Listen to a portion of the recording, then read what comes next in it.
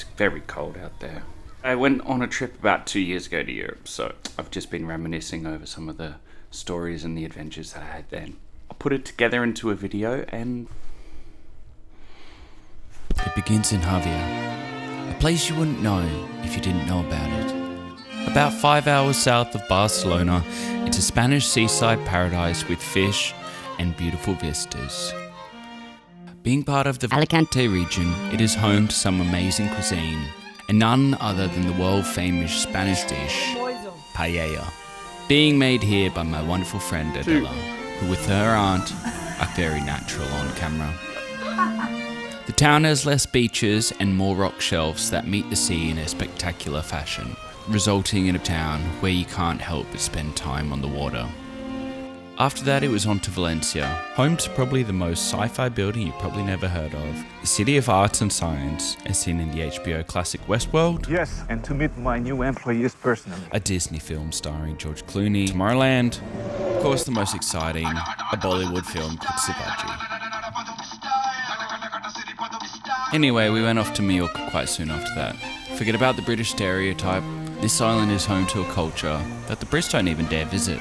And if you're lucky enough to own a yacht, there's plenty of coves to pull up to, have a swim and lay in the sun, and then refresh yourself with a nice ice cream or a drink at one of those local restaurants. Cheers! Most of the time was spent just riding around on the motor scooter. Sometimes even riding bitch. But it's the best way to get around. And get around, I did. Went to rock concerts that I didn't know but everyone knew the words to and loved. Saw some trams, Melbourne Take Note, and then even looked at Frédéric Chopin's piano where he probably wrote some music on looking at that view. Anyway, the architecture is beautiful, there's the cathedral, check it out, but the best part is the wonderful seaside. Just look out for the jellyfish and rocks. And then with that it was off to the next destination. Muy bien. Alright, let's go. One thing that I actually love to mention is the fact that I was solo traveling, but only in between getting to my destinations. I had friends pretty much at each of the places that I went to visit. In fact, I chose those places specifically because my friends were going to be there. And I think that's one of the best ways to go traveling. You can probably sleep on that couch or the ground, whatever works. It just makes for a really fun trip. Anyway, after a late flight from Spain, I was going to be stuck in Marseille, either paying 200 euros for a flight later that night, or I could take that money, spend it on a car hire, and go to Saint-Tropez to catch up with a friend. You guessed which happens next. Ah, Saint-Tropez. Best place to come if you have a spare bill in the bank. This is my friend Melissa, massage therapist for those billionaires, at the very picturesque orange and white beach resort. This is the fantastic resort that she was staying at when she worked there, where fire extinguishers grow on trees. Some of the things you can do in Saint-Tropez are sit on your mega yacht, or if you get bored of that, buy the exact same linen shirt in every single colour. We chose to drink wine. And even though the weather wasn't that great when I was there, we went for a hike down to the seaside. It's a beautiful town to visit, even if you don't have mega millions. Just don't be put off by the people taking weird angled selfies. I've seen enough of this place. I'm coming to Croatia. Let's do it. A short flight from Marseille over Italy and the Adriatic takes you to Zadar, Croatia, where I was picked up from the airport by Adela, now sporting a Pikachu hat. Oh my god.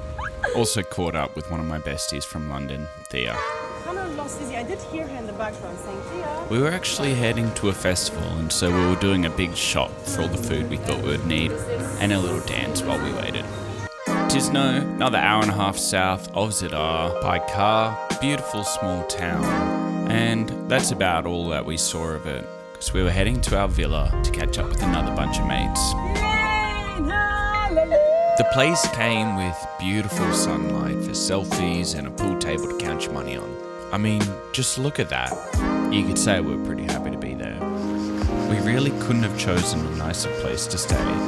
It was even animal friendly, so long as they were wearing the appropriate flotation devices.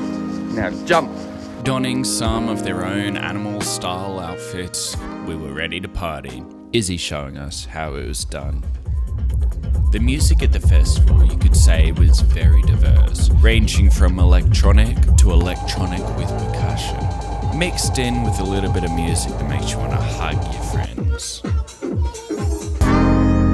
There were late nights and early mornings, but it's these kind of experiences when you're with your mates and you're just hanging out where you really truly bond. We even did wholesome things like sit by the pool or play ping pong.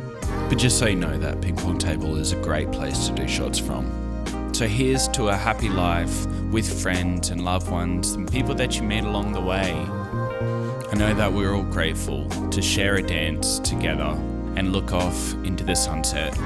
It's not lost on us, nor was it lost on the others that attended the festival. But it wasn't too long before we had to leave. Bye. I love you. And not without a few casualties on the taxi ride to the airport, which, unfortunately for us, had a 3-hour delay, resulting in some improvised activities.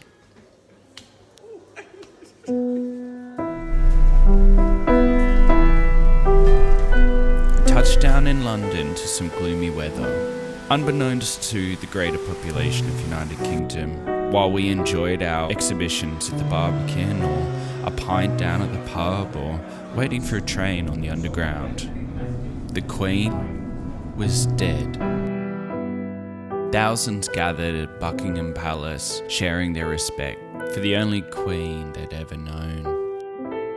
Every kind of person was there, leaving notes and flowers down by the park of their connection to Lizzie.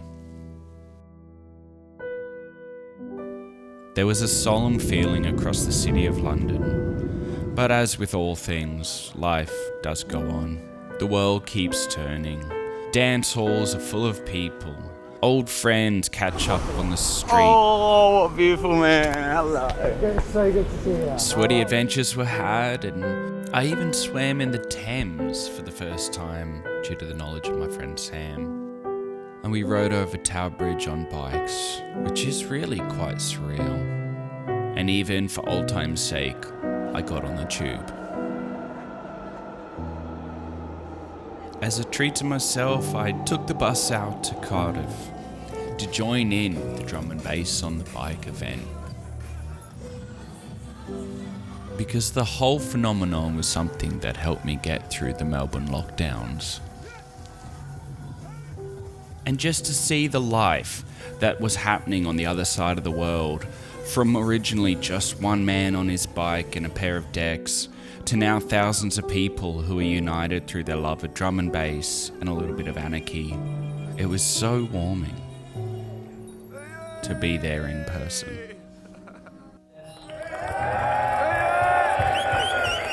It was a little bit shorter than I expected, but we can never tell how long it's going to take until we do it.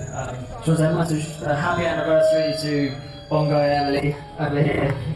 And thank you to everyone who came, thanks to everyone. Thanks to everyone who's been helping us speak up. Yeah, that's it really.